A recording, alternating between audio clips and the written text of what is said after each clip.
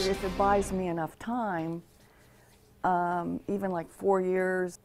A Poland woman goes through a groundbreaking clinical trial, and now she's cancer-free.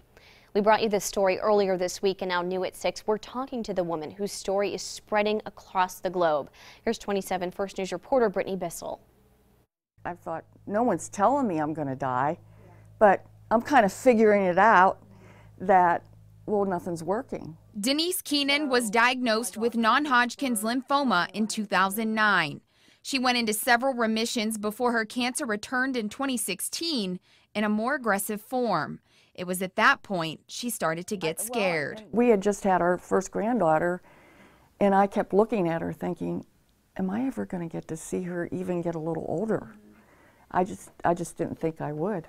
Keenan went to a lymphoma specialist in Pittsburgh, but everything they tried on her didn't work. Each time it recurred, they had a plan for what they were going to do. Well, once I reached the point where, well, there might not be any plan, my doctor in Pittsburgh said, you can either do chemo till it doesn't work anymore, and it wasn't working, or you could go for this CAR T-cell therapy. That's what she did, a clinical trial at university hospitals called CAR T-cell therapy. It's delivered in one syringe and re-engineers T-cells to seek out and destroy the cancer cells.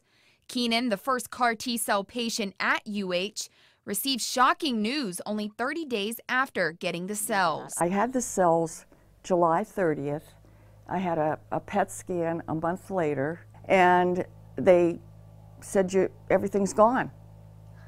And I was like, I just didn't know what to do with that information because I had been thinking so much the other way. I know that doesn't sound positive. Denise Keenan is now in a complete remission, spending time with her husband and overjoyed to continue watching her granddaughter grow. University Hospitals is the first in the nation for this type of trial because they engineer and process cells in their own lab.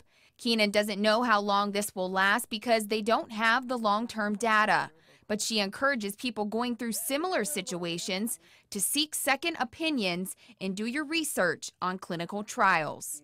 In Poland, Brittany Bissell, WKBN 27 First News.